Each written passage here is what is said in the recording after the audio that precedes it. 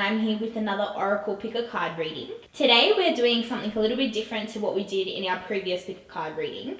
We have 3 different Oracle decks in 3 different piles. In each of these piles there are 3 cards which will hopefully resonate with you in relation to the question that you ask. I'm going to ask you to take a moment. You can either meditate, you can close your eyes and do a deep breath in and out and choose your card or your crystal in which you're drawn to. Please keep in mind that all of these readings are based off the booklets that come with the deck of the cards, and those decks will be listed in the description below. Without further ado, let's get into the reading. For all of you who chose pile number 1 with the clear quartz, these are the 3 cards that were in your pile. Let's begin with card number 1, launching your journey. I am a traveler sailing forth into the universe. Card meaning: inner and outer travel are ahead. Get ready, for you are about to embark on a journey. The universe wants you to know, where have you always wanted to go? What have you always wanted to do or be? This is a time to make it happen. Launch yourself forward and explore the world around you. However, before any journey, inner or outer, take time to prepare for the adventure ahead. Know where you are and where you want to go. What steps are necessary in order to take this leap? Have a clear vision, but also be prepared for an unexpected. Allow the journey to bring as much joy as the destination. Card number 2, mending bridges. I heal rips, I am a mender. Heal old wounds with respect to people and situations. Carefully do whatever you feel is necessary to make amends. You are a mender.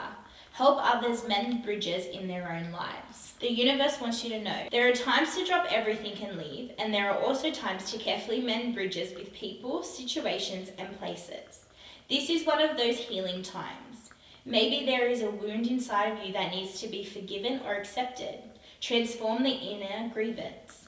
Do it now, for you no longer need to carry it with you. Perhaps there is a person from your past with whom you should reconnect. You know what you need to do. Take action now.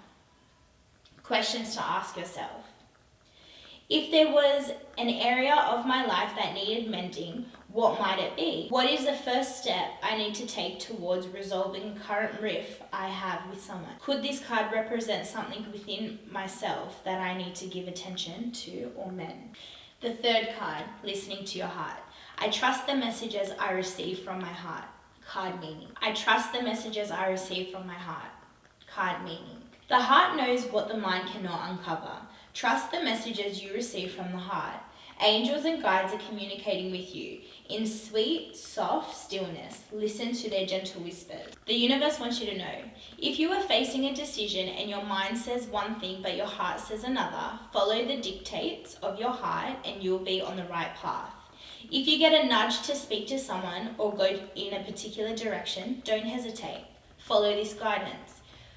Whenever you feel challenged and you don't know where to turn, quiet your mind and listen to your heart. The correct path will appear, for Spirit wants to speak to you. There's a message for you right now. Watch the signs and the messages will unfold effortlessly. And that is all for you, pile number 1. For all of you who chose pile number 2 with the citrine, these are the 3 cards in your pile. The first card, break the chain. Ancestral patterns, healing, rewriting the future. You are being called to heal your family line or free yourself from living the life of your ancestors. This could mean letting go of an old pattern of your maternal or paternal line, healing trauma from the past that is not even yours, or observing old ways of being that no longer serves you. We carry emotional trauma in our luminous field for up to 7 generations back. This is why family patterns can be the hardest to break. Often they are not even ours to begin with, but we do not know another way of being, so we continue playing out the drama. The thing to notice when ancestral healing comes up is that you cannot heal another person, but your own healing can cause another person to choose to heal. Energy is freed up.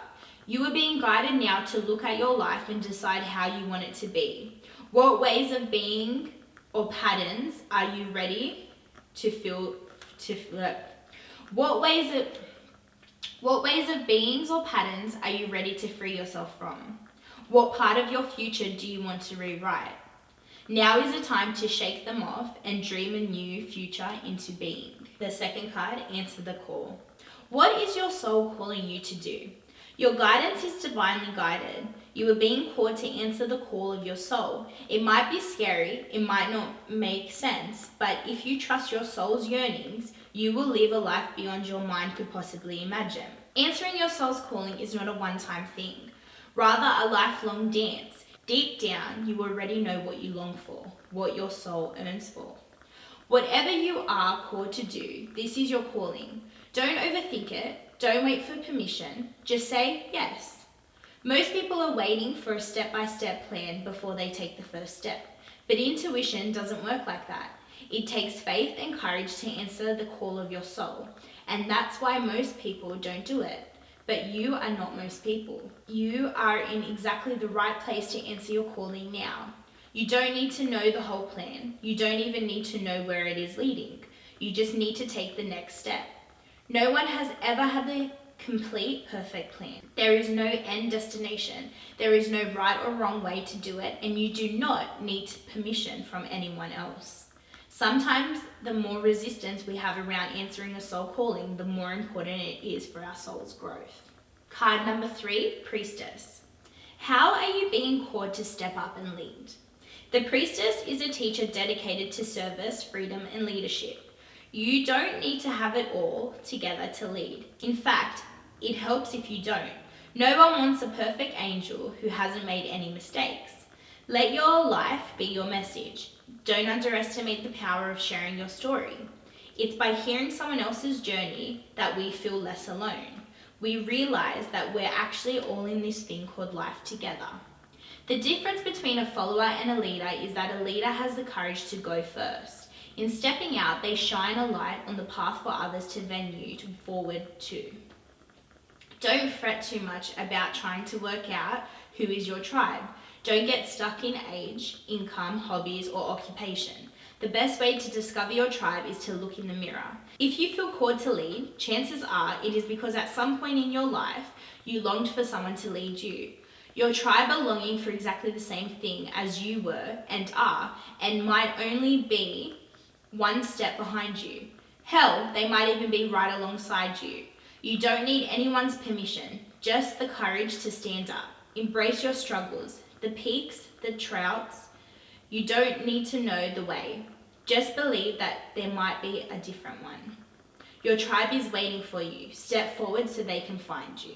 And that is all for you, pile number 2. For all of you who chose pile number 3 with the pink agate, these are your 3 cards in your pile. The first card, creativity. This is a profoundly creative time period for you. Whether it is in the traditional arts, music, or writing, or it could be a new curiosity about exploring a way to funnel your creative urges. To be creative, you need to access your right brain. Your emotional, sensing, feeling centered. Do this by trying things that you've never done before. Get physical, dance, doodle. When we acknowledge and act upon our impulse to create, we are aligning our will with the Creator.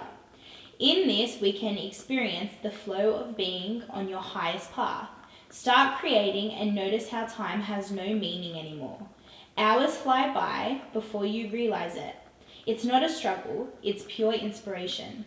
This card can signify a birth of a child or of a whole new way of being.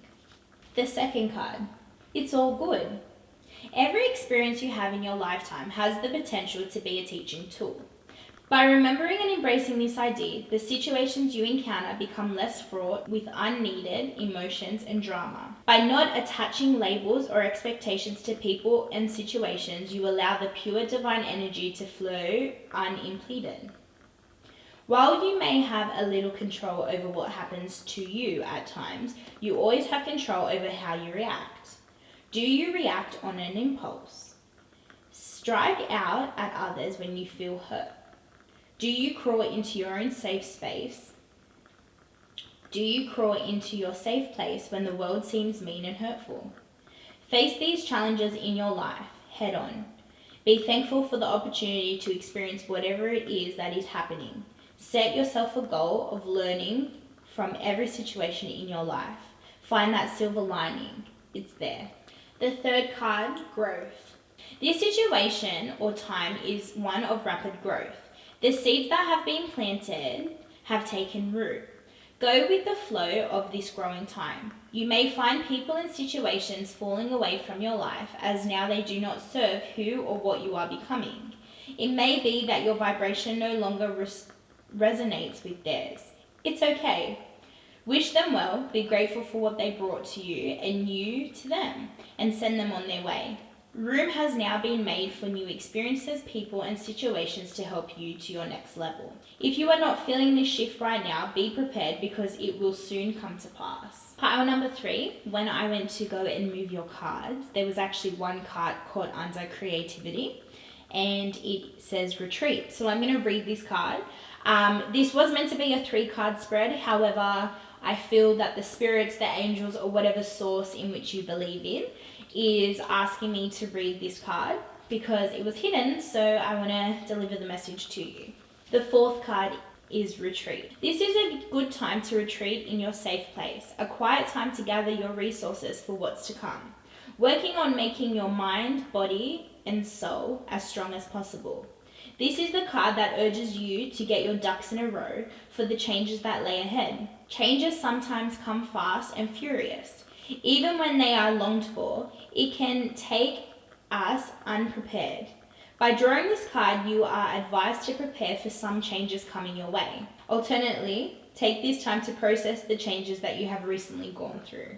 And that is all for you, pile number 3. And there you have it, guys, another Oracle Pick a Card reading. We would like to say thank you for tuning into this video, and whichever pile that you chose, I hope it resonates with you, or you can take certain parts of it that does resonate with you and leave the other parts behind. Don't forget to like and comment.